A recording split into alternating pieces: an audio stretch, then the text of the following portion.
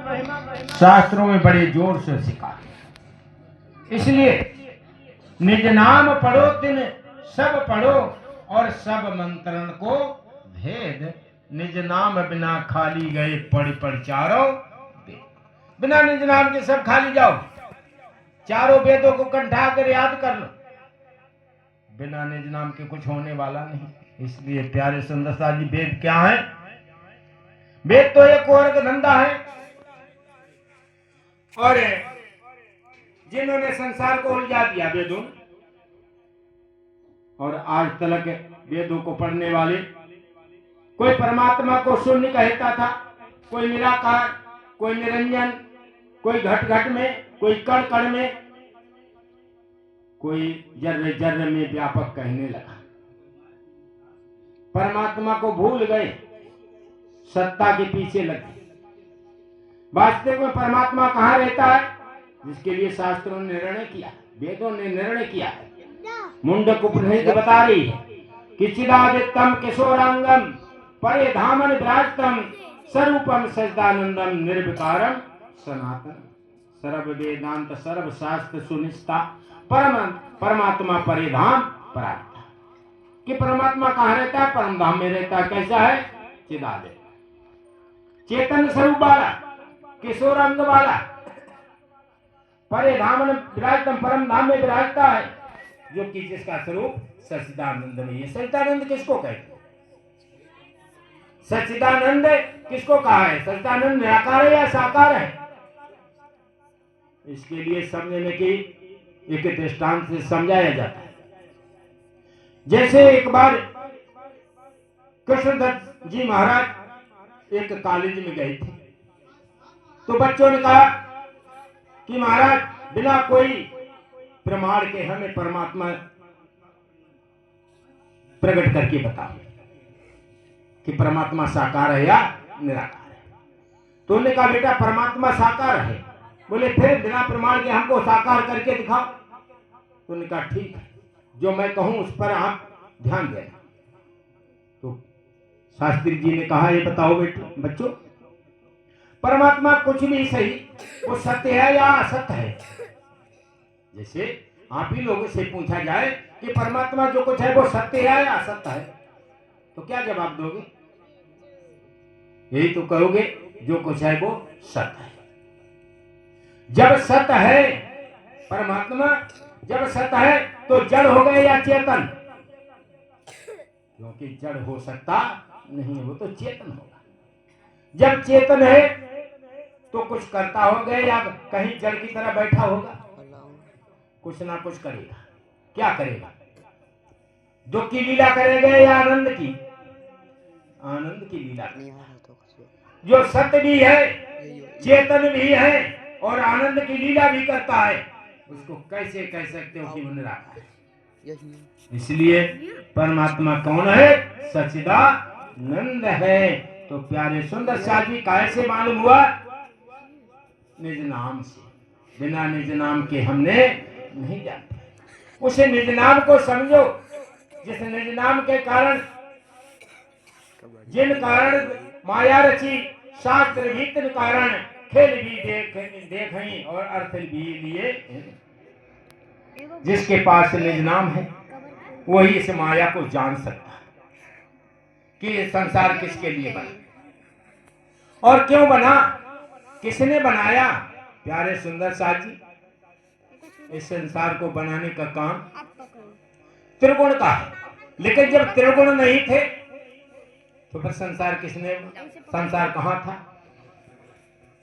कहा है हमारे संतों ने कि जब नाद बिंदु ना कला ईश्वर, ज्योत प्रणव प्रकाश था, पुण्य शेष सारद शून्य निरंजन, सत्य पुरुष नहीं वास था, नाही सदा शिव समाधि दर्दो नाम जगदीश को, नाही महदिंड गुण त्रय नारायण नींद सो, वेदा वेद आकाश योग यज्ञ ना तप लिया, नाही सूर्य ससुरुगन तम ब्रह्म व्यापक किया, लोका लोक गौलोक साकेत सतपद भी नारा, तब सुता श्री अक्षरातीत धाम परम कहा, ताई सिंध से एक बूंद अक्षर बुद्ध में प्रगटाया, ताई बूंद को सर्वाधार सो निगम बताइया, ताते एक बूंद आई नित गौलोक में, ता बूंद जगदानंद तालब कही। इसलिए प्यारे सुंदर शाह जी उस लव मात्र को, जो परमात्मा के धाम में, परम धाम में जो आनंद के सागर हैं,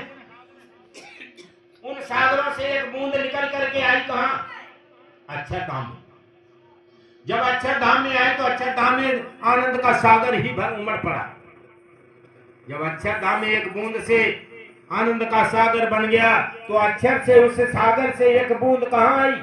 नित्य गौलोक में। गौलोक कितने हैं? दो हैं, एक नित्य दूसरा अनित्य। इसलिए दो गौलोक हैं, ब्रज कहे हैं दो हैं, एक नित्य दूसरा अनित्य। इसलिए लोग अनित्य ब्रज की लीला गाते गाते थक जाते हैं, लेकिन नित्य का नाम ही नहीं जानते कि नित्य जो है ब्रज कहाँ है और नित्य वृंदावन कहाँ है, अनित्य कहाँ पर है, रास कहाँ हुआ। प्यारे सुंदर शाह जी नहीं समझते। नित्य वृंदावन में रास हुआ है। नित्य वृंदावन कहाँ है? जो कभी प्रलय में नहीं जाता, वो नित्य वृंदावन है, अखंड है। जहां रास हुआ उसका प्रतिभास कहाँ लगा? अनित्य वृंदावन जो गोलोक धाम में है। ये गोलोक धाम कहाँ है? अव्याकृत में। इस अव्याकृत की परछाई इस संसार में लगी तो यहाँ पर ये रास कौन सा हुआ? व्यवहार की रास हुआ। इसलिए तीन रास हैं, व्यवहार की रास, प्रतिभास की रास और वास्तविक की रास। तीन रास। अब ये तीन रास नहीं, संसार के लोग नहीं समझ सकते। जब तक शास्त्रों का अध्ययन नहीं करेंगे तब तक नहीं समझ सकते, क्योंकि जब कृष्ण के त्रिदास स्वरूप को नहीं समझ पा रहे हैं तो रास कैसे तीनों समझें? कृष्ण कृष्ण सब कहें पर नाम न जान, कृष्ण कृष्ण सब कहें पर भेद न जाने कोई।